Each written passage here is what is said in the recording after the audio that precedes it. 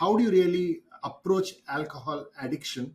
Okay, so before I tell you how I deal with people who've got alcohol problems,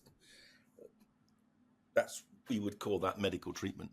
I would Yeah. say that in general, medicine does its best when it prevents. Mm. And, we see that obviously classically with the vaccines for whooping cough, diphtheria, which save hundreds of thousands of lives. So primary prevention should be the goal of all healthcare systems. Mm. And there are ways we can do primary prevention with alcohol. Mm-hmm. We can give people alternatives, which is what I've been trying to do in developing my non-alcoholic functional drink called Arcarel and called Sentia.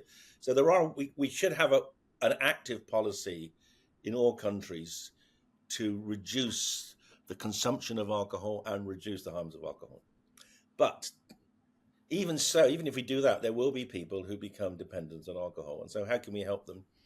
Well, the first thing we can do is help them stop drinking, get them off the alcohol, make sure they come off safely, they don't have delirium tremens or a severe withdrawal, have seizures or that. And then the question then is, how do we keep people away from drinking? And there are several approaches we can take. There are medicines.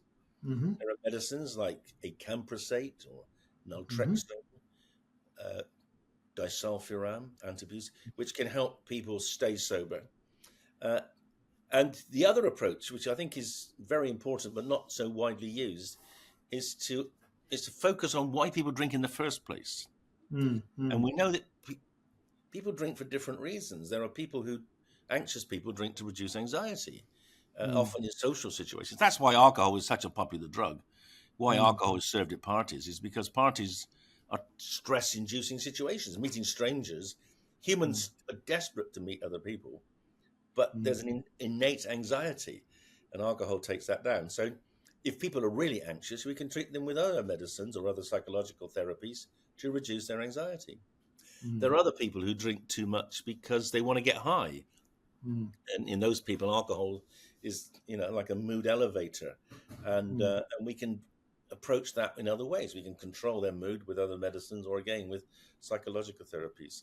So we can tailor interventions to the cause of people's excessive drinking.